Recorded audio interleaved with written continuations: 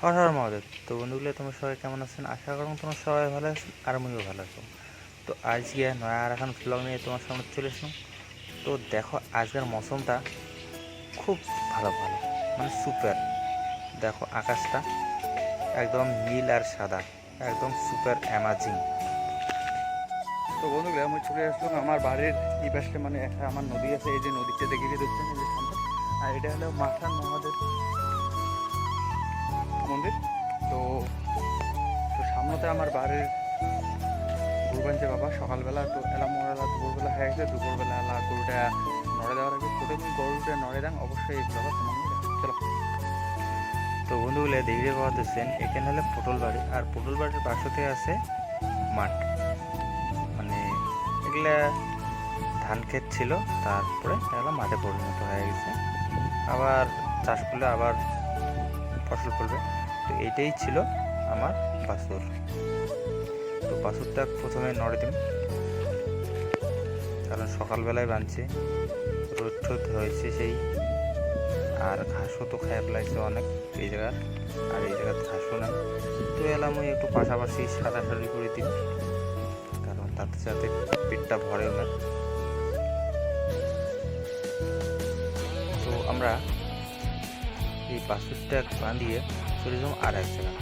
আর জায়গা কোথায়? আর এক জায়গা বলতে আমার গাই গরুটা নড়েছে আমার এবার। তো গাইস, বাছুরটাও তো নড়া হয়ে গেলে গেলে আমার গাইয়ে রুটি জমা। চলো। তো বন্ধুগুলো, সামনে থেকে আছে গাই। আর আকাশটার অবস্থাটা দেখো, খুব একদম অ্যামাজিং, কিন্তু ব্ল্যাক অ্যান্ড হোয়াইট হয়ে গেছে।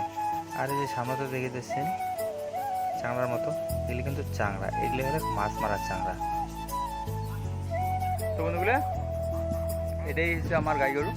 এই গরুটা গেলাম আমার একটু নড়ে দেওয়া লাগবে, কারণ এই জায়গার ঘাসটা একটু কম, মানে খাওয়া দাওয়া একদম ঘাসের পাড়াটা বাজে দিতে। তো চলো, ওটা গরুটা নড়াম, অবশ্যই দেখবেন।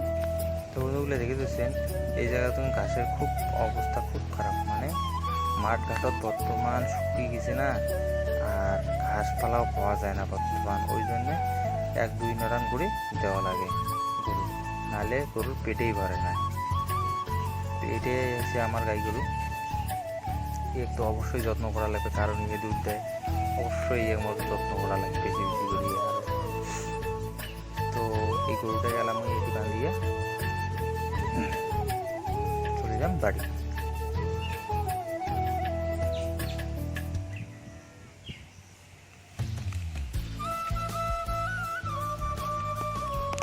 তো বন্ধুগুলা, গরু কিন্তু বাঁধা হয়ে গেছে। তো এলা আমরা বাড়ির হচ্ছে যাবো, চলো। তো বন্ধুগুলো, বাড়ি এসিয়ে দেখো ভাত রান্না করে ফেলাইছে মা, আর ডেকে দিয়েছে মা খাওয়ার জন্যে। তো এলা আমরা খাওয়ার যাবো, চলো। এটি রান্না করছে মা ঢেঁকিয়া শাক ভাজা, তারপর আলু কাকলা দিয়ে মাছ ঝোল, আর আছে এই জায়গাত চিংড়ি মাছ ভাজা, আর আছে কাঁচা কলা ভাজা। তো এটা দিয়ে আজকে হবে দুপুরের খাওয়া। তো বেশি বড় করি না ব্লগখান এটি শেষ করি। কেমন লাগে ব্লগখান অবশ্যই কমেন্ট করে জানাবেন। সবাই ভালো থাকেন, সুস্থ থাকেন, দেখা হচ্ছে নেক্সট কোনো ব্লগত।